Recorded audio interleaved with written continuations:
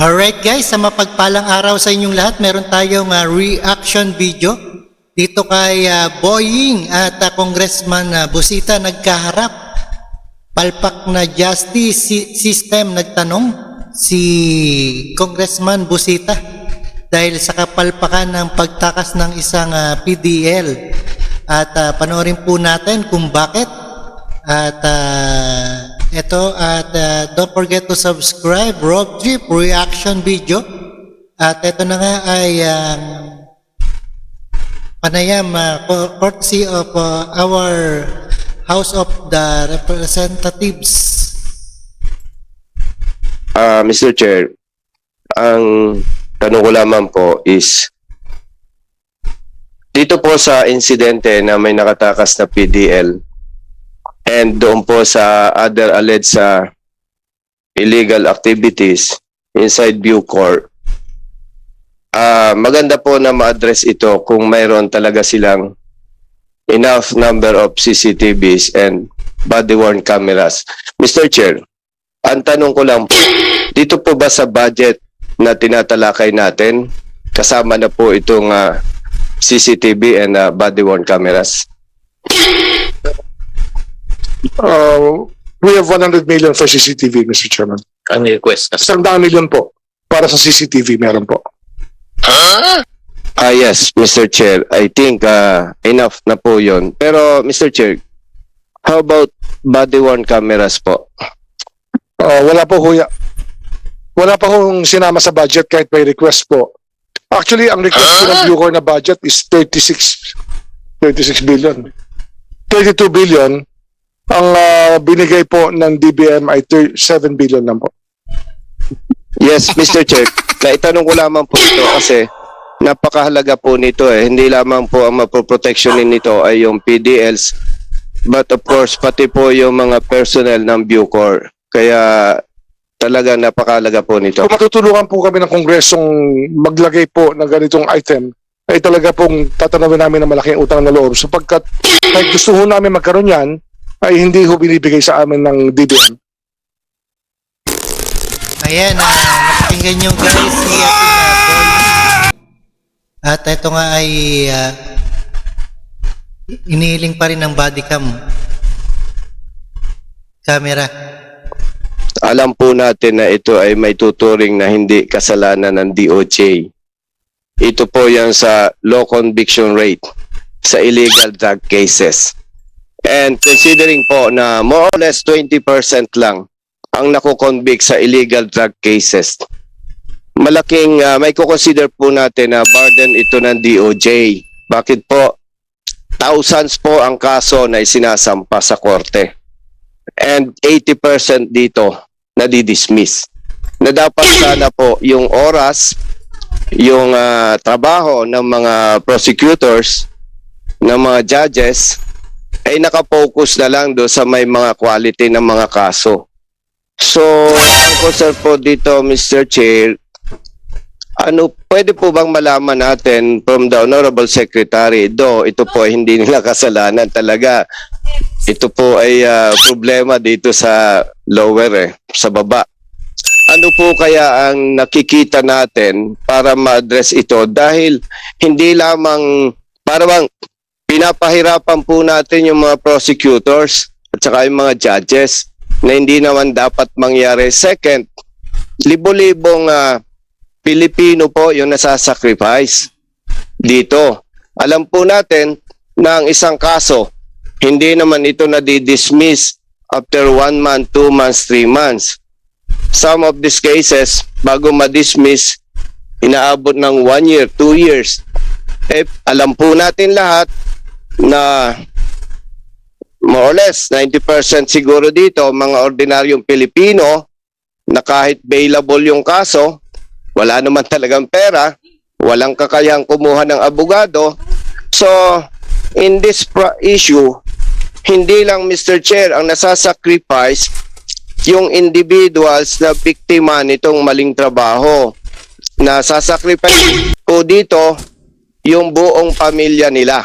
In other words, kung titingnan po natin yung percentage of conviction rate versus nadidismiss na mga kaso, kabaliktaran na po, parang hindi na public service, parang tayo na po ang sumisira sa buhay at kinabukasan ng libo-libo nating mga kababayan. So, Mr. Chair, ano kaya po, by the way, nabasa ko po sa article, dahil si Honorable Secretary Remulla po ay matagal sa panunungkulan, especially sa Cavite, at ako po ay Caviteño. Kaya nakikita ko po yung sabi niya na dapat alisin na yung accomplishment mentality sa PNP. At may mga ibang bagay pa po siyang nabanggit doon na hindi ko na kailangan banggitin dito. Ano po, dahil masyadong haba pa ang issue.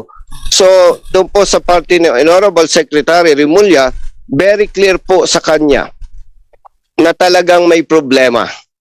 So, ang gusto po nating madinig, dahil ito po ay 100% nakakaapekto sa agency performance, particular sa DOJ. Ano kaya po ang nakikita na para ma-address po itong issue na ito, Mr. Chair?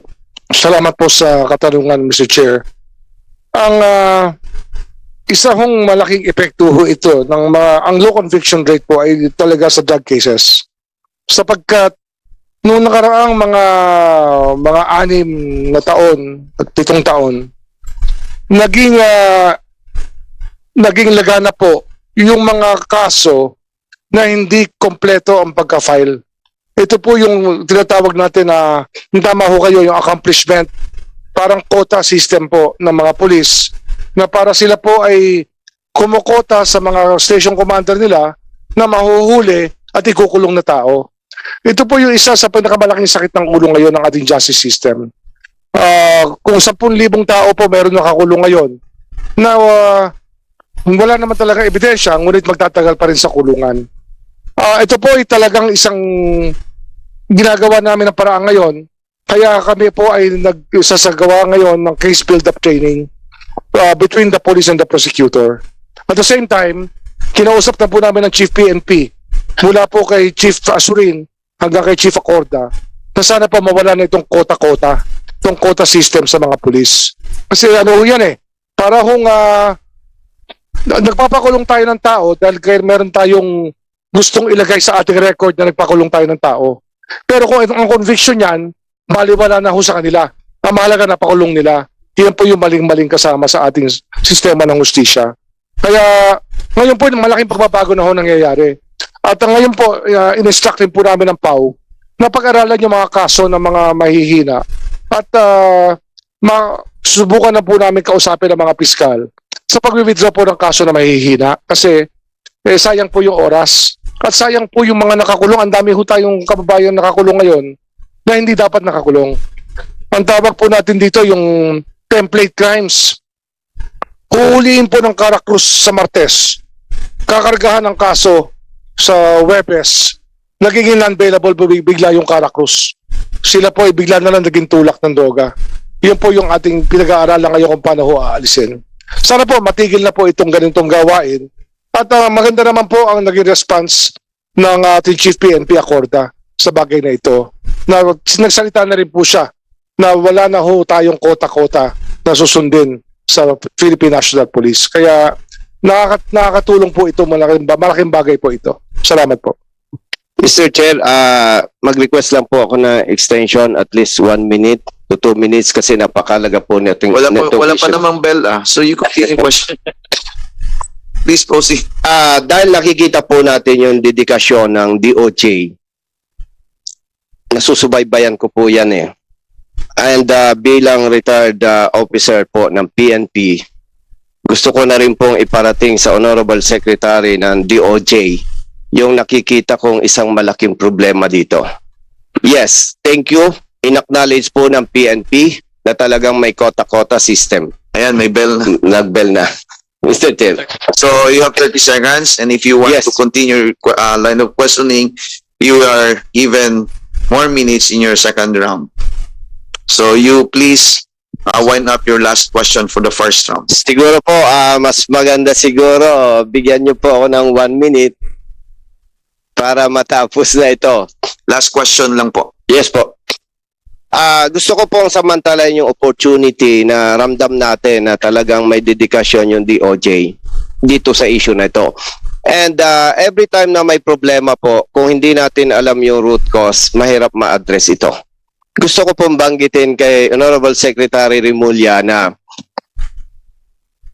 though in-acknowledge po ng PNP yung kota-kota and accordingly, may instruction na po ang Chief PNP, even the DILG, na tigilan na yung kota-kota. Pero gusto ko po samantalahin na nasa position si DOJ Secretary na ako po ay 100% naniniwala ako dito na habang hindi nababago ng PNP yung parameters doon sa tinatawag na best police officers, best police units, ano po yun? Para po mas madali nating maintindihan, ang best officers and best units sa PNP ay itinuturing nila na ganito.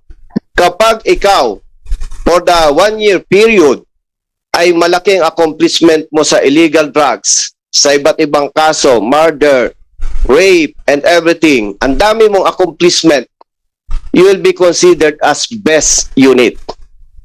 Pagka maliit ang accomplishment mo, hindi ka ma-consider as best unit.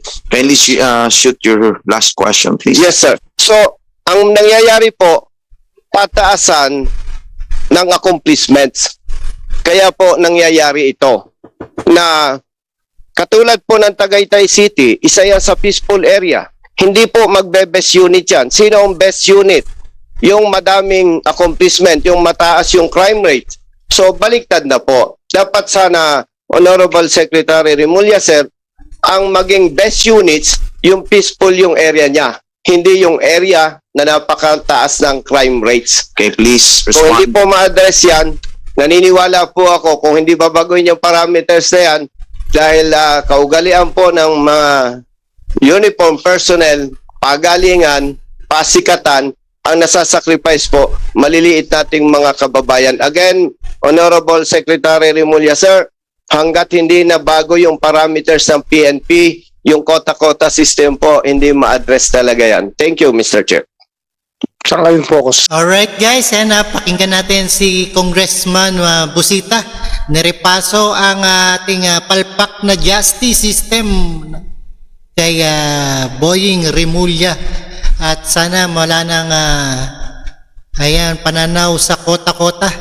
Kaya maraming nahuhuli at maling gawi, maling sita, maling huli. At maraming salamat sa inyong lahat. Don't forget to subscribe. Road trip tayo at reaction video and peace out.